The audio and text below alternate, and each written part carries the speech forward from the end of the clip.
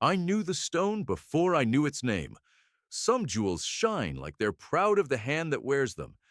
This one shone as if it remembered the mountain's heart it came from and missed it. Blue enough to trouble a winter sky, hard enough to hold a city's breath. I felt its pull the way I feel a new snow forming over rooftops. That inward hush, that bright ache of consequence. It had been carried carelessly through a season that demands care. By the time my runners hissed over London air that Christmas week, the stone had already chosen strange company. A hat too large for its owner, and a goose. London was trimmed in frost and industry. Chimneys spoke in woolen sentences. Gaslight bowed along the streets and lifted again over corners where carolers rehearsed themselves into courage.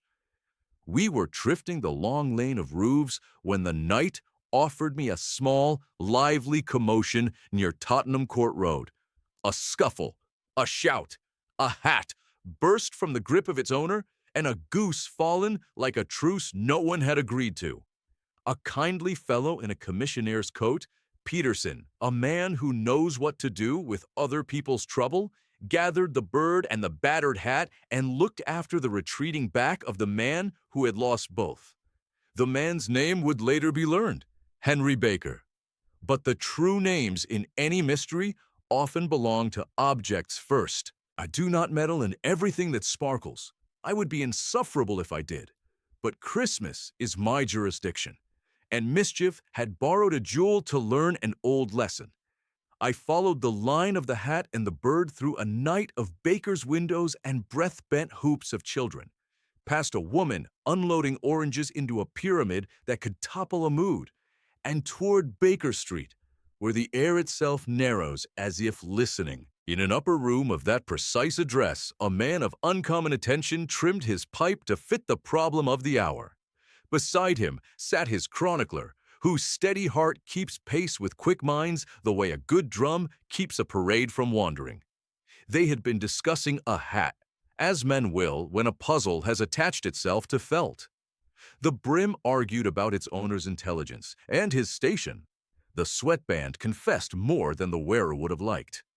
They were, in short, warming their tonics by the firelight of deduction, and I have always admired such domestic industry. The goose had been plucked and roasted elsewhere, penny for poets, delight for stomachs, and the small, dense miracle hidden within it was now lodged between accidents and inevitabilities. That was the stone I felt tugging, like a lodestar misplaced. I do not traffic in gems. I traffic in mornings that need them less. Still, an old man making rounds can tip the scales with a glove. So I placed a small weight on cause and a smaller weight on effect, enough to keep a good man's curiosity from cooling, enough to keep a bad man's plan from hardening into harm.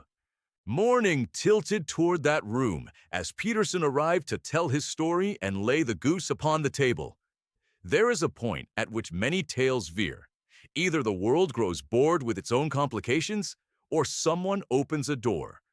A knife opened the bird. The stone opened the case. It fell from the crop with a sound like a note in a crystal glass. The room breathed in. The doctor blinked. The detective did not. He had already made room for surprise. I will not insult you with the facts you already know if you are fond of winter reading. A countess whose jewel had taken a holiday, a villain whose courage could not keep pace with his opportunity, an innocent whose luck collided with both. The blue carbuncle had passed from the Countess of Morcar's keeping into the soft pocket of James Ryder's panic, and from there into a living pantry that had pecked at the wrong glint of destiny. All this could have stayed a tangle if not for the great pleasure of thoroughness. The hat gave up Henry Baker's name. The kindness of posting a note and hanging a placard invited that name back to Baker Street. A timid gentleman with an appetite that outran his fortunes presented himself, well-mannered and puzzled, to retrieve what he thought lost. I listened from the air outside the fogged window as questions were asked about a goose no longer present. He had exchanged the original bird for one chosen at a dealer's stall. Here the city itself took a bow. London can hide a treasure in its own ace, then reveal it with market arithmetic. The detective and the doctor traced the goose backwards, the way a hand traces a seam. Breckenridge at Covent Garden defended his pride in poultry with dense sarcasm and thinner patience. Mrs. Oakshot's yard, behind a high wall, hid geese with their crops politely full of only what geese are supposed to carry. One had once carried more. You want to know what I did while this invisible procession of scents moved from stall to stoop to stare? Very little. That is the trick people miss about my trade. Christmas sometimes needs a pinch of restraint more than a fistful of miracles. I kept the fog from settling too thick on a street corner where the doctor's temper might have been misread as threat. I reminded a cab horse not to shy at a steam vent just as someone stepped off the curb. I turned up, ever so slightly, the wick in a hallway lamp so a man wrung out with fear would not choose darkness and run. The rest was theirs to do. Questions, answers, the honest difficulty of understanding another person's choice. When James Ryder at last stood in that Baker Street room, the stone between them and the future, the city seemed to hold its breath. He looked like a man already punished, not by law, but by the long corridor of his own thoughts. Every step down that corridor had been a calculation made with bad arithmetic. He had dealt himself small, clever reasons for each cowardice, until the sum shocked him. I've seen it before. Men who are not truly cruel can commit a cruelty if they believe they are saving their future selves from a humiliation their present selves cannot bear. The detective's face did its work. He has a way of letting a man hear his own confession before it is spoken. The story came out. The jeweled temptation, the smashed glass, the headlong fear, the terrible convenience of the goose. The Countess's maidservant all but ruined by suspicion. The culprit now shaking as he reached for air. He would be prosecuted if the stone went back with a name attached. He would flee if given a crack to slide through. The choice landing on the desk between justice and something older than justice. A room can be a courtroom without wigs or benches. The doctor's eyes argued for law. The detective's mind arranged outcomes with the same calm that arranges cutlery. He saw the larger arithmetic. To send this thin reed of a man to the yard would feed the newspapers and sate the craving that confuses punishment with repair. To release him on a promise would offend something stern in the public square. Yet the man could be frightened into an honesty that punitive machinery never produces. The heart of December stood in that parlor and waited to see which habit the city would choose. I have no gavel. I have bells and a list and a sense for what a morning will make of a man. I leaned a touch, no more, toward mercy, not the warm, thoughtless kind, the exacting kind that works or it doesn't, the kind that sets terms a conscience must meet. The detective did what I had hoped a good mind would do in a good season. He let the man go. He let him walk out of a door carrying no gem, no money, only the shaking knowledge that he had been seen clearly and spared precisely. There is the door, he said in effect, and there, too, is the work you must do to deserve it. The blue carbuncle would be returned. The maid would be freed from suspicion. The newspapers would never know. It was a generous discretion. I will tell you a secret held in the quiet parts of the city. Mercy done well does not vanish into mist. It leaves a warmth where it passed. Ryder stumbled into a dawn that did not embrace him, but it did not devour him either.